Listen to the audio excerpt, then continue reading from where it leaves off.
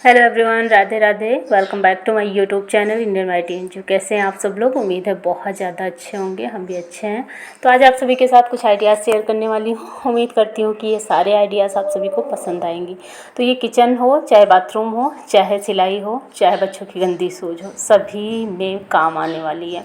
तो चलिए देख लेते हैं कि पहला आइडिया हमारा क्या है। तो इस तरीके से गंदी सूझ हमारे यहाँ पड़ी होती है और अचानक से हमें जाना होता है, पॉलिश मान लीजिए नहीं है, तो ये बिल्कुल नया सा करने के लिए आपको लेना है वैसलीन और एक टिश्यू पेपर लेना है। टिश्यू पेपर नहीं है तो जो पुराने सॉक्स पड़े होते हैं हमारे पास, जिसका कोई यूज नहीं होता, उसे ले लीजिए और इस तरीके से बहुत ही अच्छी तरीके से इसे पॉलिश कर दीजिए।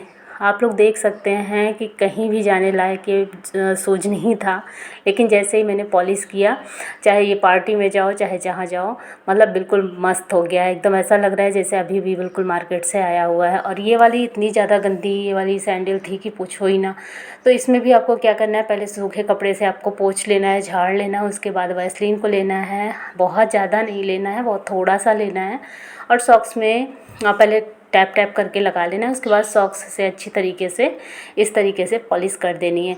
अब आपको लगेगा कि बिल्कुल नई सी ये है, बिल्कुल नया नया अभी अभी आया है, चाहे जितनी पुरानी गंदी बस फटी ना हो तो ऐसा लगेगा कि बिल्कुल अभी अभी ये आई हुई है। तो आपके सामने रिजल्ट है। उम्मीद है कि ये वाला जो आइडिया है ना, आप सभी को पसंद आया होगा। और हाँ, पसंद आए ना तो आज की वीडियो को लाइक करिएगा और ज़्यादा से ज़्यादा शेयर करिएगा ताकि सभी को यूज आ जाए। तो इस तरीके से मैं बच्चों की जो जूते और सैंडल होती हैं उसको मैं रखती हूँ, अचानक से ज़रूरत पड़ता है तो इसी तरीके से करती हूँ।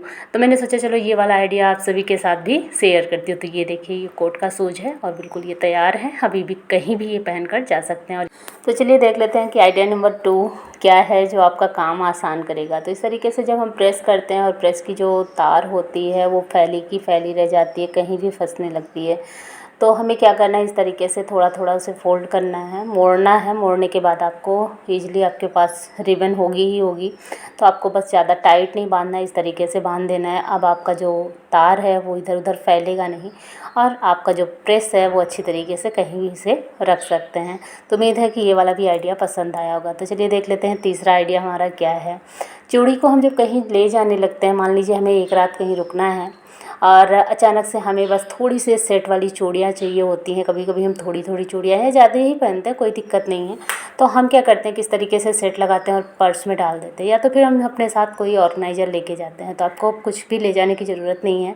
आपको करना क्या है, एक पिन लेना है और इस तरीके से अपनी चूड़ियों को सेट करके दोनों हाथ का अलग अलग आप रख सकते हैं और अपने पर्स में ईजिली डाल के लेके जा सकते हैं। आपकी चूड़ियाँ इधर उधर बिखरेंगी नहीं और आप जब चाहे फटाफट से उसे पहन सकते हैं। तो उम्मीद है कि ये वाला भी आइडिया आप सभी को पसंद आएगा।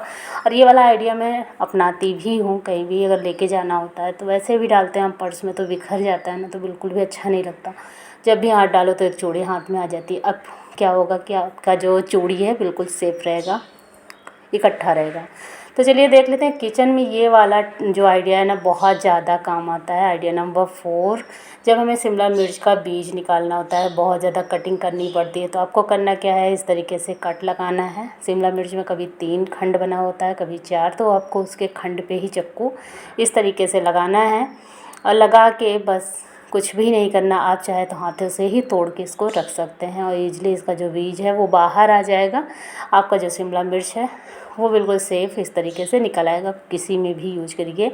तो चलिए देख लेते हैं आइडिया नंबर 5। घर में चार्जर तो हम ऐसे ही लटका के छोड़ते हैं, लेकिन कहीं जब लेके जाना होता है तब हम सोचते हैं कि किस में लेके जाएं और कैसे डाल के ले जाएं। तो इस तरीके से आप ले जा सकते हैं, कोई भी सेफ्टी पिन आप लगा के पर्स में डाल दीजिए, तार आपका इधर उधर नहीं होगा और आराम से अपने पर्स में जब हाथ डालेंगे तो आपका चार्जर आपको मिल जाएगा।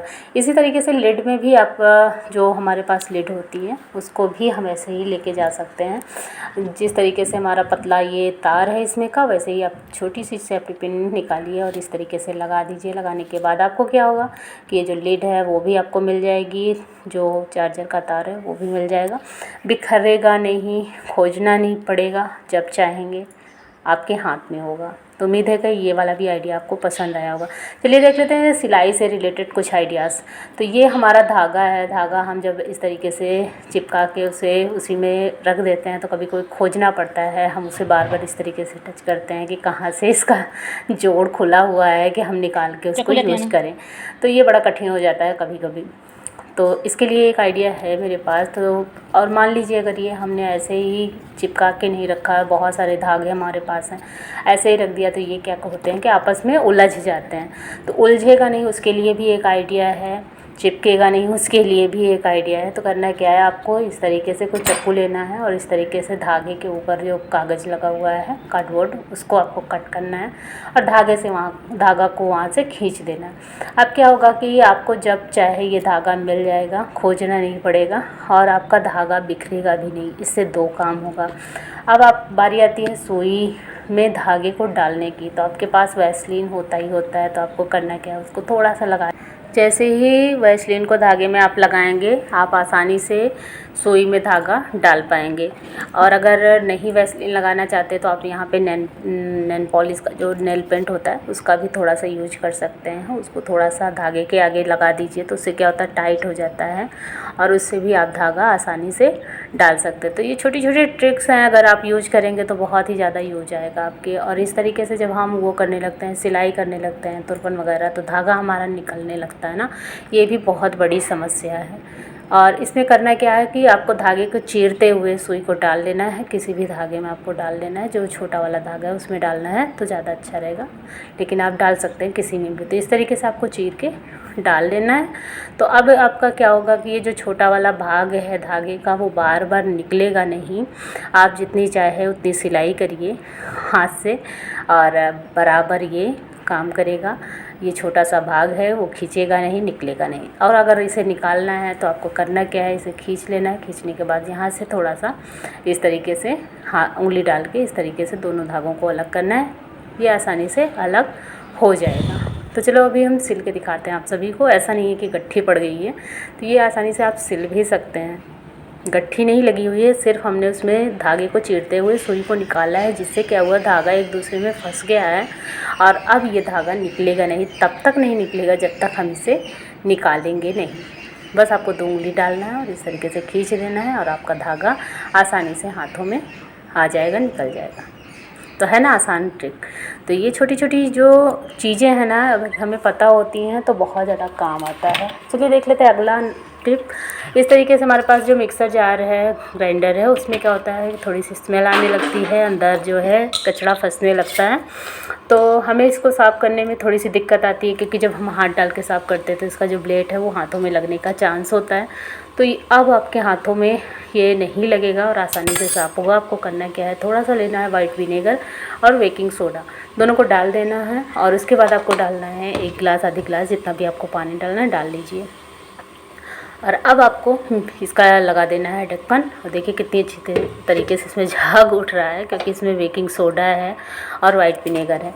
तो दोनों चीज़ें मिलकर एक क्लींजर बन जाता है और इससे हम जब कोई भी चीज़ साफ़ करते हैं तो बहुत ही आसानी से साफ़ हो जाता है। तो अब बारी आती है पानी डालने की। तो पानी डाल के और इसका ढक्कन लगा के मिक्सर जार चला दीजिए। मिक्सर को चला दीजिए, मिक्सर जार को नहीं, तो साथ में दोनों चलेगा। तो अभी आपको चला देना है और जितनी भी गंदगी अंदर फंसी होगी वो सारा का सारा निकल आएगा और आपको अंदर हाथ डाल के साफ़ करने की ज़रूरत नहीं है, आसानी से ये साफ़ हो जाएगा। और जितनी भी अजीब सी स्मेल होती है, कभी हम सेक बनाते हैं, कभी कुछ पीसते हैं, उसकी गंदी गंदी सी स्मेल आती है, वो भी दूर हो जाएगी। और इसका बचा हुआ पानी आपको फेंकना नहीं है। इसका जो पानी है दूसरे जार में हम यूज करेंगे और फिर से हम उसको भी साफ़ कर लेंगे। तो एक पंथ 2 काज हो जाएगा। गंदगी भी बाहर चली जाएगी, स्मेल भी बाहर चली जाएगी, पानी भी बेकार नहीं जाएगा। आप इसे एज अ क्लींजर बाद में निकाल कर किसी भी चीज़ को और भी साफ़ कर सकते हैं। तो उम्मीद है कि ये वाला भी आइडिया आप सभी को बहुत ज़्यादा पसंद आया होगा। और नीचे का इस तरीके से जो भाग है उसे अगर चमकाना है तो थोड़ा सा आपको लेना है साबुन और स्क्रबर, अच्छी तरीके से साफ़ करके सुखा लीजिए। तो ये अगला जो टिप है वो भी बहुत ज़्यादा काम आने वाला है। तो ऑल आउट इस तरीके से घर में लगाते हैं मच्छर के लिए। तो इसकी मशीन को हमें लेना है, तेल को बाहर निकाल देना है, मशीन को लगा देना है प्लग में और ऑन कर देना है। अब मशीन गर्म हो जाए उसके बाद आपको रखना है यहाँ पे कपूर, और कपूर जैसे ही पिघलेगी खुशबू बहुत आएगी। तो उम्मीद है कि सारे के सारे आइडियाज़ आप सभी को बहुत ज़्यादा पसंद आए होंगे। अगर पसंद आया हो तो वीडियो को लाइक करिएगा, चैनल को सब्सक्राइब करिएगा। मिलते हैं नेक्स्ट वीडियो ब्लॉग में, तब तक के लिए tata bye bye and take care, love you all.